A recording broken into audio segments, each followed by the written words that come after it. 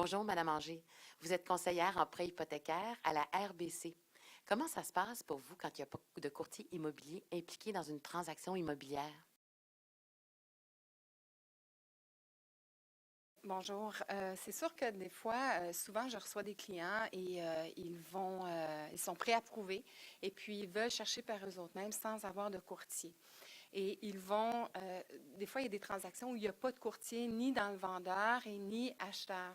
Alors là, tout est beau, ils négocient un prix, tout va bien.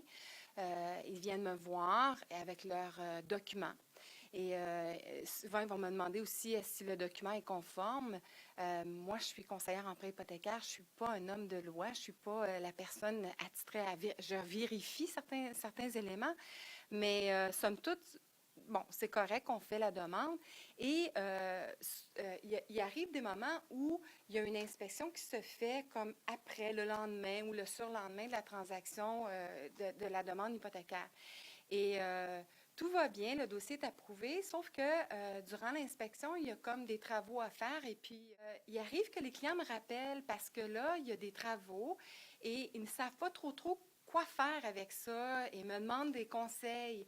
Je leur dis un peu de mon bagage, ce qu'on peut faire. Normalement, il y a une négociation qui se fait entre les parties, dépendamment des travaux à faire. Il y a aussi des experts en bâtiment qui peuvent venir voir, évaluer. Mais accepter que les clients sont comme laissés un peu à eux, puis ils ne savent pas trop comment négocier. Et il est arrivé à quelques reprises où il y a de la chicane. Je me ramasse à parler avec le vendeur et avec l'acheteur. C'est pas tout à fait la transaction rêvée, là, parce que vous savez, hein, l'achat d'une propriété, c'est le plus gros achat qu'on fait dans notre vie. Puis quand on n'est pas bien entouré, bien, ça peut être vraiment pas très agréable.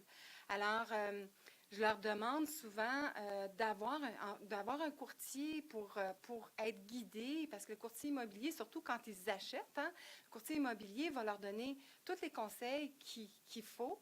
Puis aussi, bien, ils ont tout le courtier immobilier, dépendamment de la bannière, il y a toute l'expertise de la bannière à l'arrière, ce qui fait que la transaction se porte mieux.